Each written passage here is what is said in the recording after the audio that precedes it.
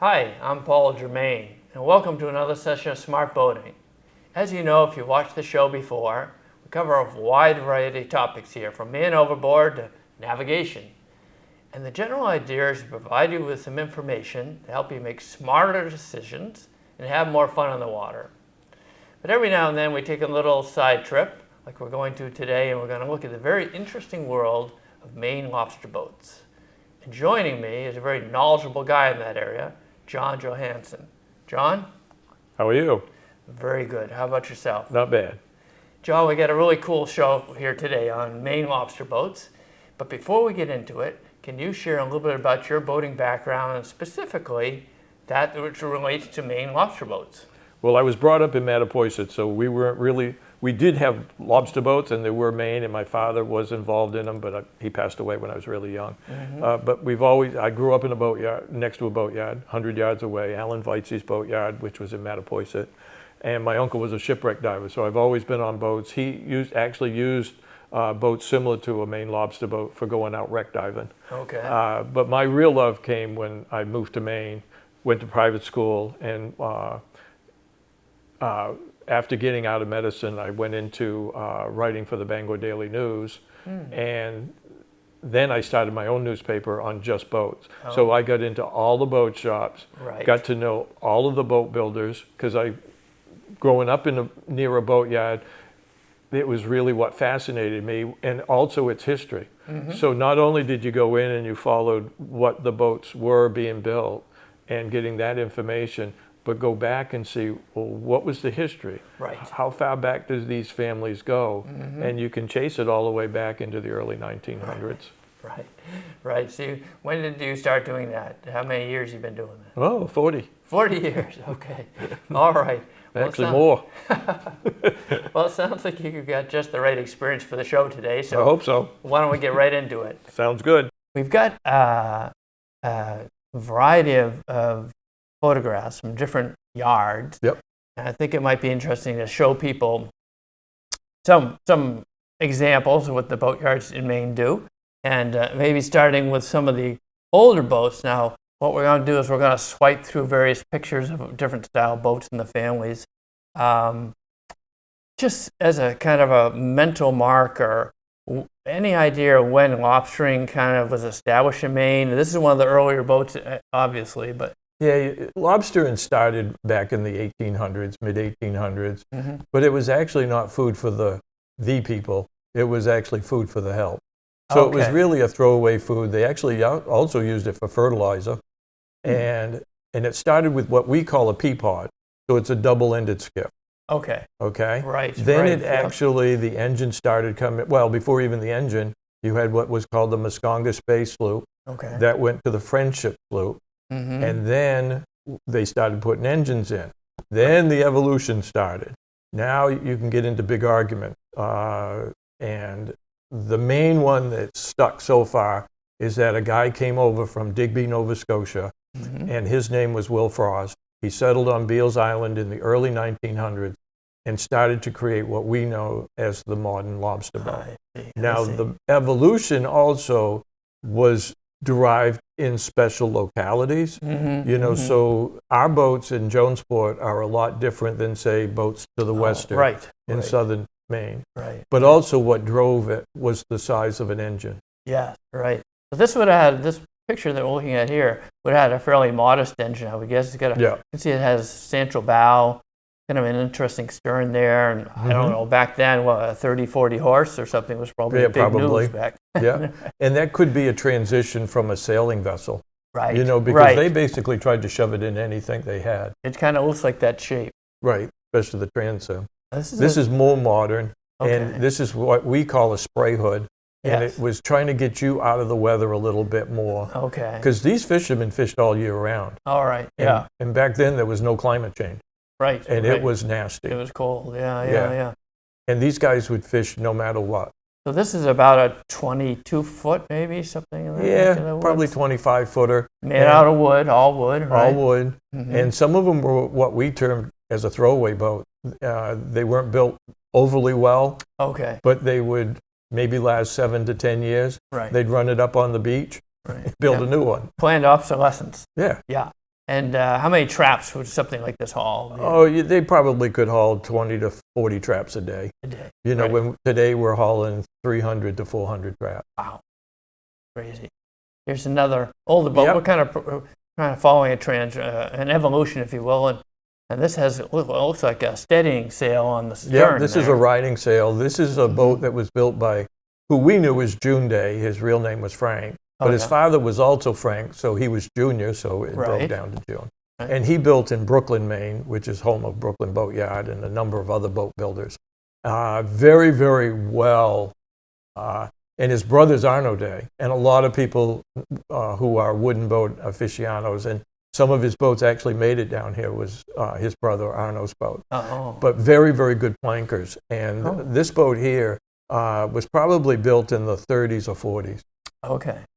And it was, you know, this one is basically, as you can see, it's not used for a lobster boat because it has no hauling side. I see, right. It's a pretty boat. Yep. Now, someone that was very popular early on was Calvin Beale.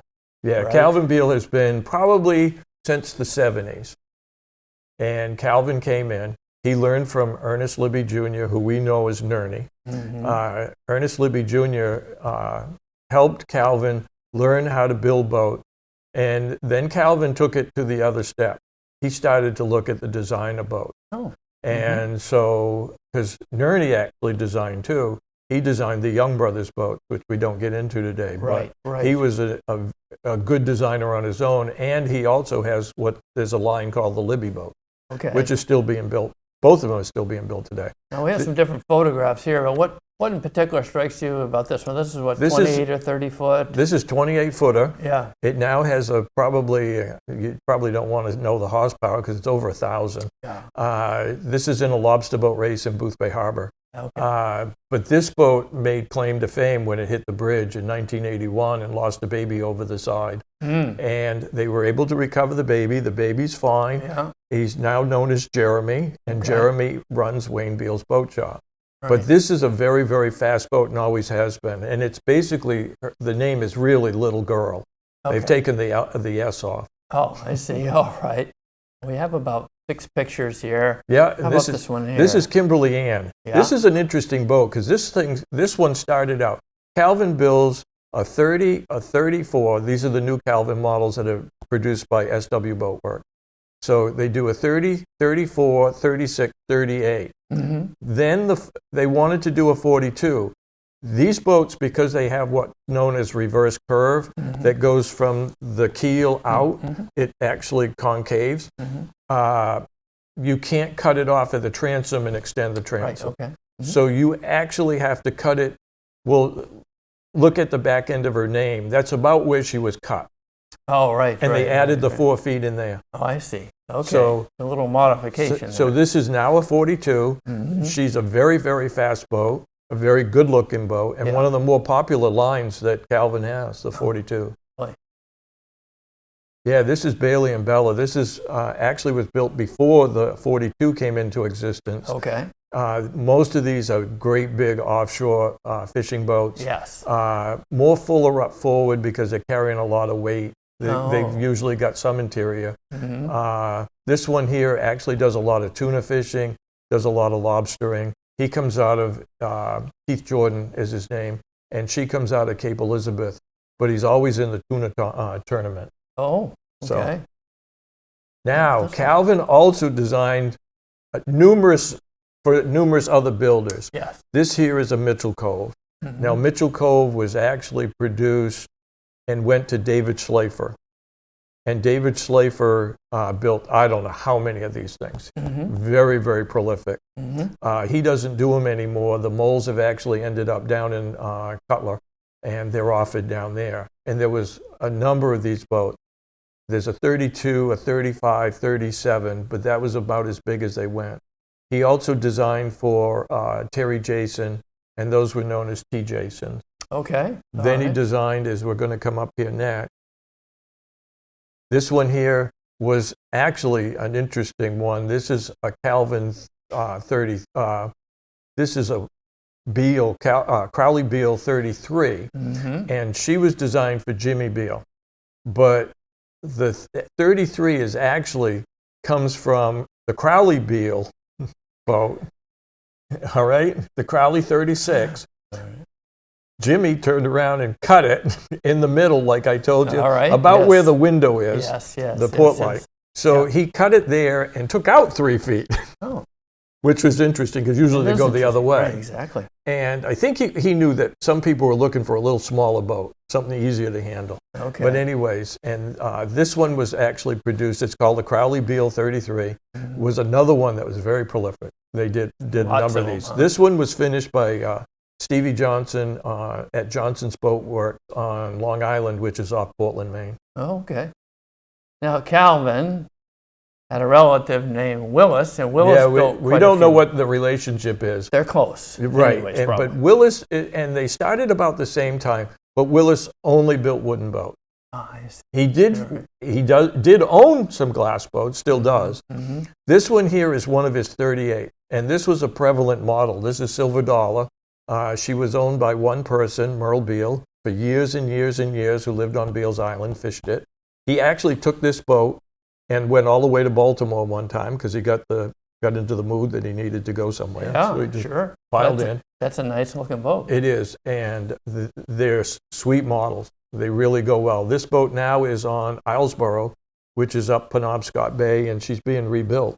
Oh, So this one is a smaller boat. I think she's 35 or 36. Mm-hmm. She was built in 1985, and you wouldn't know it. It's Really? owned by Willis's brother, Robert, mm-hmm. and she still fishes to this day, Wow. but always maintained the high standards. Beautiful. This is one of Willis's first fiberglass boats. Oh, So this is probably how he got paid, because a lot of times when a designer designs a boat, they get one of the hulls. oh, I see. So, Yeah. and sometimes they get paid for each hull after that too, but Yeah. sometimes not, whatever. Yeah. But this was done by RP. This is an RP 35, and he had this for a number of years before he gave it to his grandson or nephew. Mhm. And he fished this. I think he even did a little bit of dragging with it, but not very much. He mostly fished with it. Oh, yeah. This So, is an older boat here, huh? well, it's actually not. Oh, it's not. It's actually based on an older design. Oh, I see. These boats were actually produced in Maine between the early 1900s, say 1905, all the way up into the 40s. Mhm. And this is a torpedo stern boat. Mhm. And this was built by Willis in 1992 for a family that lived down in Port Clyde. And we have that boat in the yard right now, and she's just getting a spruce up. Okay. So a family, this is for recreational use? Yeah. Yeah, but this is actually would have been a lobster boat back in Yes. the old days. Oh, yeah, yeah. And there's some real interesting stories because, as you see, it's a rounded transom. Yes. Now, where did that originate? Who knows? You know, people went up and down the coast, the whole East Coast, and it was always by boat. And they would say, maybe see this in the Chesapeake, the skipjacks. right. You know, so maybe that's where it came from. Who knows? Now, there was one guy up in Jonesport that always said that they were towing a model to test it out in the bay, Yeah. and it rolled over and it towed better upside down, and that's how they got the stern. But most designers just laugh at that. That's so. a little different. Yeah, right. How about this And one? this one here is an RP40. This was designed for Willis's son-in-law, Travis, and another popular model is the RP40. Unfortunately, the RP31, the 35, and the 40, the molds were burned up. Oh. The shop that had them, which was RP Boatworks, which was in Steuben, had a major fire. They lost the shop, and all the molds were in it. They have been resurrected by Tailored Boats, so they are still available. Oh, good. Now, here's Willis building what he does now, and he always said that if you ever, because he was a friend of Alvin Beale, and I think that was his uncle. Okay. And Alvin was a great boat builder. A lot of them boats ended up in Rockport from Alvin. Oh. So, but Willis was told by Alvin, once you start building the playboat, you'll never go back to building a real You'll stay one. with that, huh? And these boats are built exactly like the original boat. Oh. And it takes him a winter to a winter and a half to do one of these models. Oh, my God. This one's Wow. 63 inches long and is based on the model, which we know today as Little Brev, but it was Killer's boat, William Smith, who was known as Killer. but because he was a good fisherman. You know, another popular line is Holland's, and you know, when we think of a lobster boat, we oftentimes think of a 30, 32, 34. Yeah. Here's a smaller skip. Yeah, and a lot of times this is what kids fish out of. You know, they'll go out and haul 5 to 10, 15 traps, whatever. Recreational license. No, actually, they probably have a real one because they go through an apprentice program. Oh, okay. And I'm not sure how the apprentice program works. Right. But it allows them to work their way up. So when they get out of high school, if they still want to fish completely, they actually have a full-blown lobster license. Okay, all right. But the Holland 14 came in probably in the 1990s. And this boat is actually racing, and the kid actually made a lot of money. He thought that was the real career for him, because you can make a lot of money depending on the races you go to. So you're doing pretty well. But it's a very good boat. It handles very well. It can take a lot of beating, and a lot of fishermen use them either just to get out to their boat or whatever. Yeah. Now this the is most popular. Traditional. Yeah, this is a traditional 32, right? This is the 32, and Glenn Holland, who owns Holland Boat, he went to Royal Lowell, and Royal Lowell is from a very famous family. You remember back when I mentioned Will Frost? Well, the Lowells are married into the Frost family, and they've carried on the tradition. And this one was taken to Royal Lowell before he passed away in 1984, and he designed this boat. And of course, Glenn had a lot of input because he wanted the traditionally looking boat. It's only got a 10-6 beam. Yeah. They're pretty boats. They are, and very popular at both, not so much commercial, because they don't carry as much gear, but the yachters love them. But it's a day boat. That's what we basically tell people. This is the Red Baron. This one actually held the record for a number of years at 57.8 miles an hour with a Chief engine that was 1,100 horsepower. Chief Engines was out of Fort Lauderdale, Florida. And he was the smartest one because he went to a guy that built engines for offshore race boats. But this boat actually went to San Diego and was in the America's Cup as one of the chase boats in 1995. We shipped it out there. And it actually got him to sell a couple boats out there, I believe. And the rumor is that this boat's coming back onto the racing circuit. I'll believe it when I see it, but he says next year. Okay. This is actually the first boat before the 32. This is a Holland 30. And the Holland 30 sold a number of models and was being laid up in East Boothbay by Harry Farmer. And then he suffered a major fire, and these molds were burned up. And so Glenn went out and asked all the fishermen what they would do different to the boat. And that's when you got the extra 3 feet. Okay. They wanted an extra 3 feet on the boat. Okay. So, but it was also a very, very popular model. Now, every once in a while, somebody comes to Glenn and asks to extend the boat. Now, this is a horror show for a guy that's a naval architect. Oh. Yeah, basically they look and go, you can't do that, what you're thinking you're doing. Right. Because what they do is they cut the transom off, probably a foot in. You just cut it with a grinder, right? Then you move it out, line it up by eye. Sometimes you use straight edges, and then you got to extend the skeg usually. Right. Sometimes you don't have to because, maybe there's enough room there so that the skeg and the prop and everything works fine. But this one is a 41. Okay. And he went in 1 week and asked for it to have one foot longer than all the 40s that had been built. And there's only a handful. There's not very many 40s out there. The biggest one was Whistling Dixie, which is owned by Andy Johnson out of Harpswell. But anyway, so he had this, and a week later, another guy came in and ordered another 41, so he wasn't the only one. This one's very well finished off. He actually put a fur deck in the platform, which is really, really nice. Oh. Well, here's another brand. Right? We're in Westmac. Actually not designed in Maine. I believe it was designed by somebody from Massachusetts. Okay. And but what he brought, big beam, and there's a line of them. I don't know how far they go down. 38 is the one that's more popular. And then it goes up to 42, and then there's a 46, and then they actually expanded the 46 to have a super wide 46, and then they've extended them all the way up to 55, I believe. And I think there's a 57 coming because the Maine Marine Patrol is getting a 57 with a Tier 4 engine in it. Okay. And we won't go into the Tier 4, but it basically has to do with emissions. I see. And they're going to be like the guinea pig. Let's see But what this else we one, got this here. is a super wide 46. Now this is another lobster boat. This is a full time. This is Marshall Spear out of Portland or Yarmouth, and this is a 46 that was extended from a 42. Okay. I believe now they actually have a mold for the 46 super wide. Okay. But this one had 4 feet added to the transom. Now, not all boats in Maine end up lobster boats. This one here was finished off by Westmac and is the boat that goes between Stonington and Isle of Howe. And most people here know Linda Greenlaw, who used to fish out of Gloucester here. She actually has ties to Isle of Howe. Okay. Even though she's married to Steve Wessel, who owns Westmac.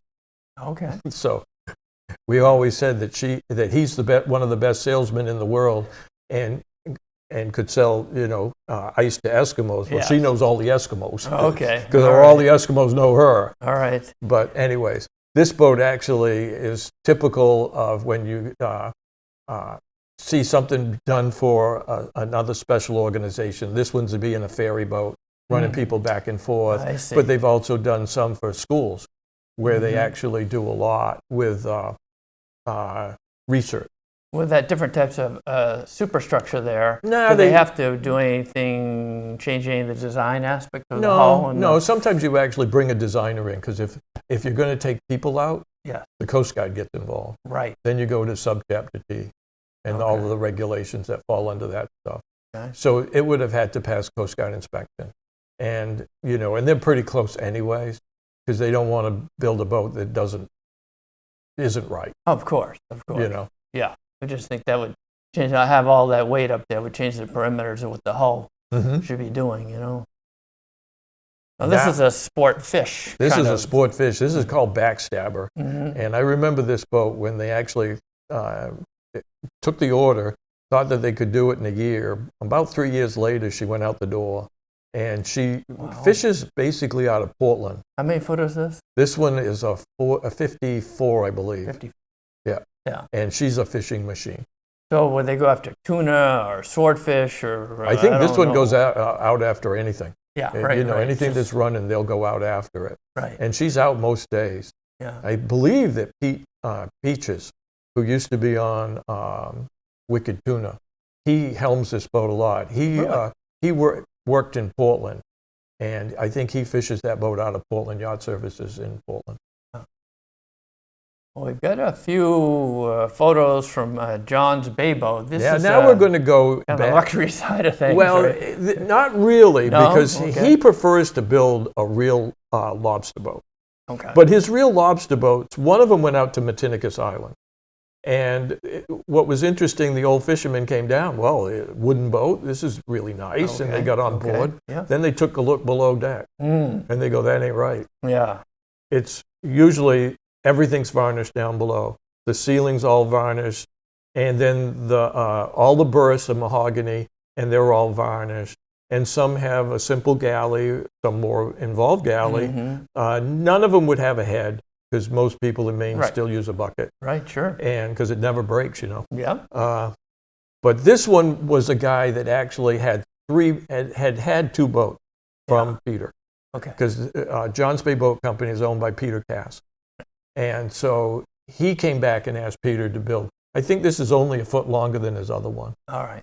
And he lives in, I believe it's Westport, Massachusetts. But with that experience, he's incorporating all the things he's learned along the years in terms of what he likes. And he uses this boat. Does he? Yeah, it's got quite a draft to it. Yeah. She probably, because I believe she was a 47.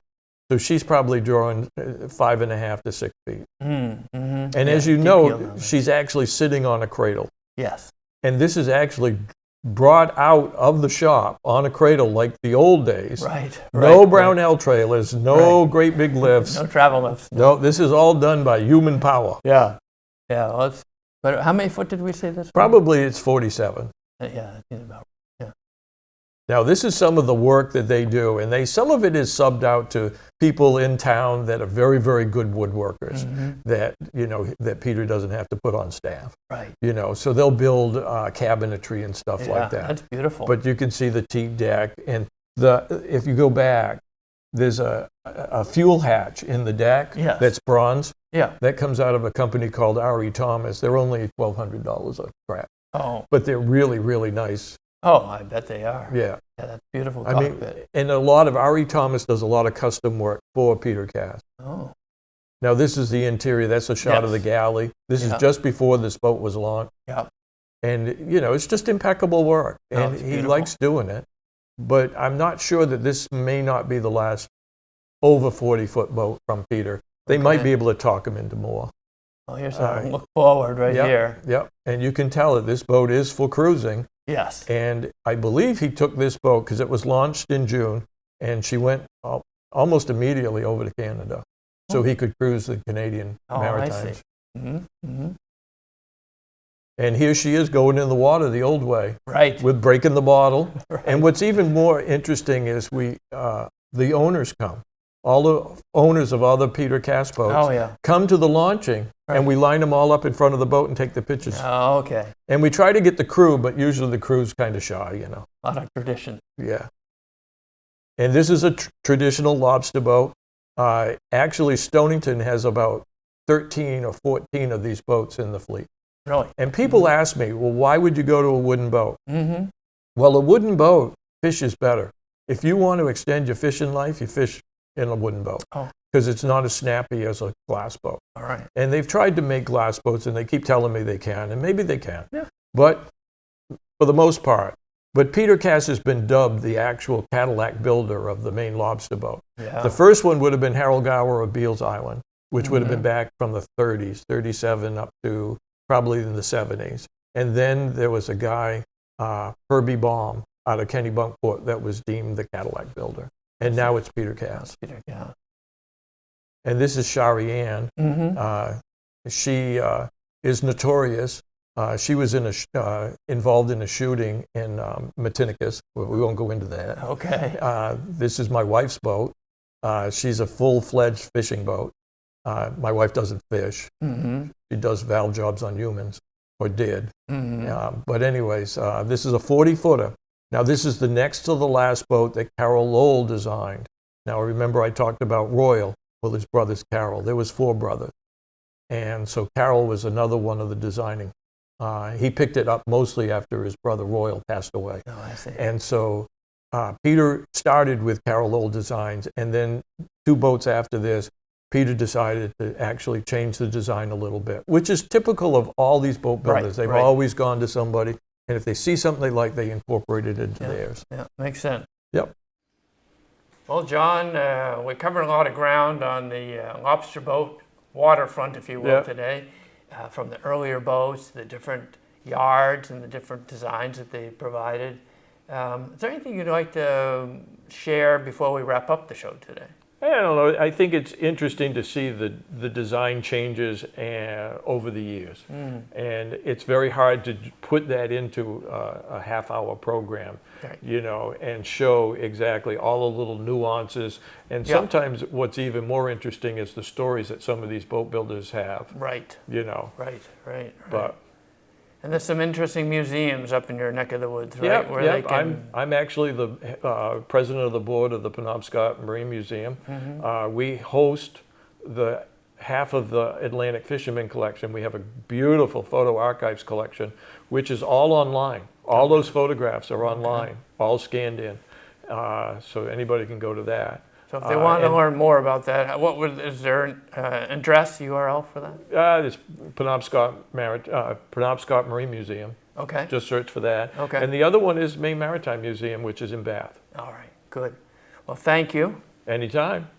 And thank you, Smart Boating viewers, for joining us. If you have comments or questions, please visit us at our website, www.smartboatingus.com. Thank you.